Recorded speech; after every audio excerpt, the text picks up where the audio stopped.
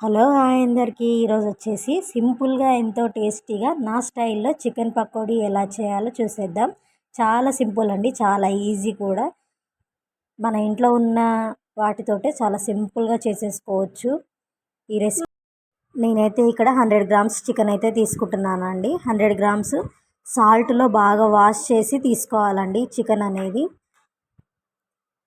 ఇప్పుడైతే కొంచెం ఒక స్పూన్ అల్లం పేస్ట్, అలాగే ఒక స్పూను పసుపు,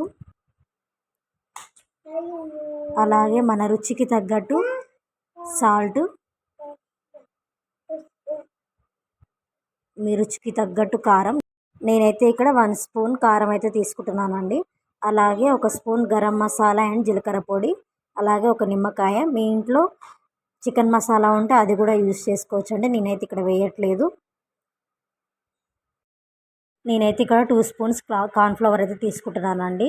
చాలామంది అయితే బియ్యపిండి కానీ శనగపిండి కానీ యూజ్ చేస్తారు. ఒకవేళ మీరు బియ్యపిండి శనగపిండి చేస్తే మాత్రం 2 స్పూన్స్ బియ్యపిండి, 2 స్పూన్స్ శనగపిండి వేసుకోవచ్చు. కార్న్ఫ్లవర్తో కూడా చాలా బాగుంటుందండి. నేనైతే కార్న్ఫ్లవర్తో చేస్తున్నాను. ఇలా బాగా ముక్కలకు పట్టే విధంగా బాగా కలుపుకోవాలండి. ఇలాగ కలుపుకున్న తర్వాత కనీసం ఫ్రిడ్జ్లో ఒక హాఫ్ అన్ అవర్ 1 అవర్ కానీ ఫ్రిడ్జ్లో పెట్టేయండి. అలా ఫ్రిడ్జ్లో పెడితే చికెన్ అనేది బాగా మ్యాగ్నేట్ అవుతుందన్నమాట. తర్వాత చాలా బాగా వస్తాయన్నమాట పకోడీ అనేది.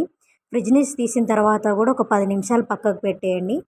పక్కకు పెట్టేసిన తర్వాత ఒకసారి అయితే కలుపుకోండి అంతా. కలుపుకున్న తర్వాత కొంచెం కొత్తిమీర, అలాగే కొంచెం పుదీనా,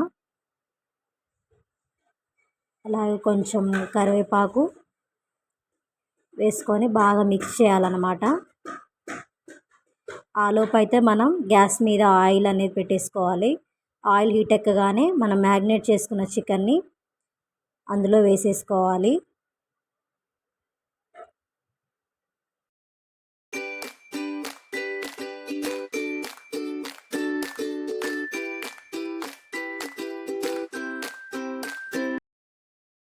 ఇలా బ్రౌన్ అండ్ రెడ్ కలర్లోకి రాగానే మనమైతే తీసేసుకోవచ్చండి. ఆల్మోస్ట్ అవి కుక్ అయిపోయినట్టు మనకు తెలుస్తుంది.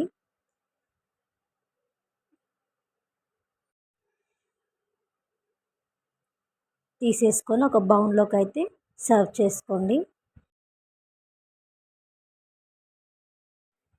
ఎంతో టేస్టీ అయిన చికెన్ పకోడీ అనేది రెడీ అండి. నా వీడియో నచ్చినట్టయితే లైక్ చేయండి. మరిన్ని వీడియోస్ కోసం నా ఛానల్ని అయితే సబ్స్క్రైబ్ చేసుకోండి.